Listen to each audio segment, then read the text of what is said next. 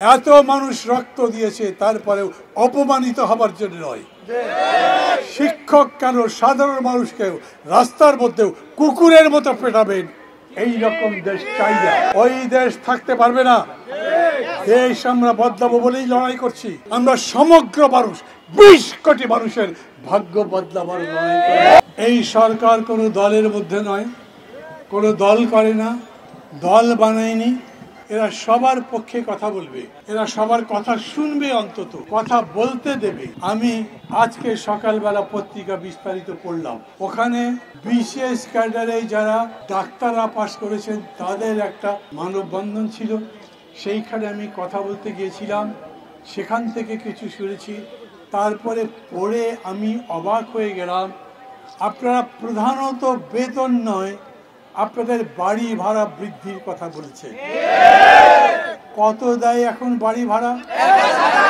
পত্রিকায় যখন পড়লাম 1000, তখন আমার মনে হলো ফকিরকেও মানুষ 1000 টাকা ভিক্ষা দেবে। আমি মানি, সরকার যদি বলে আমাদের কাছে এত টাকা নাই, কথা শুনতে রাজি আছি। যদিও 8 লক্ষ কোটি টাকার বাজেট দেশে, এইবার শিক্ষাক্ষেত্রে বাজেটে বরাদ্দ দিয়েছেন 7%-এর উপর। বসুন্ধরা টিস্যু, অশুদ্ধতার বিরুদ্ধে এক বিন্দুও ছাড় নয়।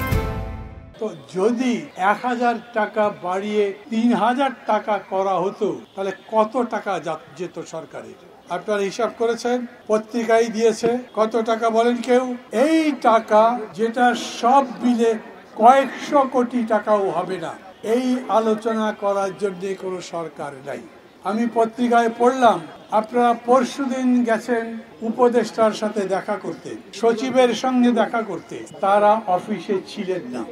আমি জানি না ভালো করে, আপনারা যে গেছেন সেটা কি তারা জানতেন না?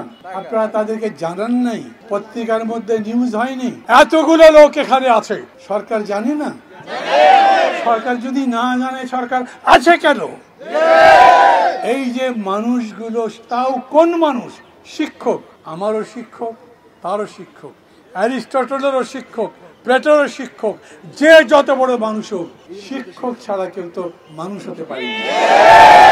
সেই শিক্ষককেই যদি সম্মান দিতে না পারতাম, তাহলে আমি, আমার শিক্ষক প্রফেসর ইউনুস, ওনারও শিক্ষক আছে, শিক্ষকদেরও শিক্ষক আছে, তার কাছে আমি ফরিয়াদ করছি, আপনি চলে গেছেন, ঠিক আছে, আপনি যাবার আগে এই সমস্যা জানবার কথা।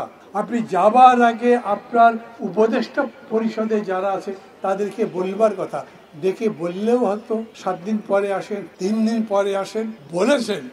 আমি পত্রিকায় যেটা পড়লাম, তারা মিলে একটা কমিটির মতো করে আলোচনা করেছেন। আলোচনায় বলেছেন তাদেরকে কি কি বিষয়ে সহযোগিতা দেওয়া যেতে পারে। বাড়ি ভাড়ার কথা স্পষ্ট করে বলে নাই, কিন্তু বাড়ি ভাড়ার ব্যাপারেও তাদের কোনো কথা আছে, আমি পত্রিকায় পড়ে দেখলাম।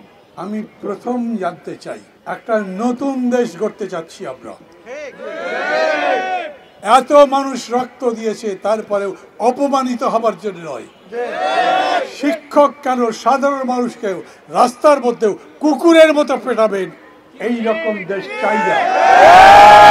ওই দেশ থাকতে পারবে না। দেশ আমরা বদলাবো বলেই লড়াই করছি।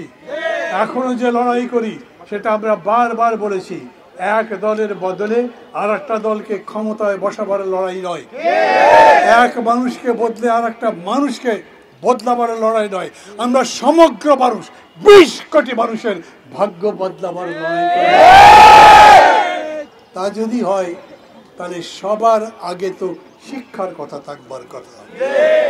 শিক্ষা বলেন, তারপরে স্বাস্থ্য বলেন, তারপর পুরা দেশের স্বাস্থ্যের কথা বলেন, যাতে আমরা ভালোভাবে চলতে পারি, সেই রকম করে ব্যবস্থা করা হোক।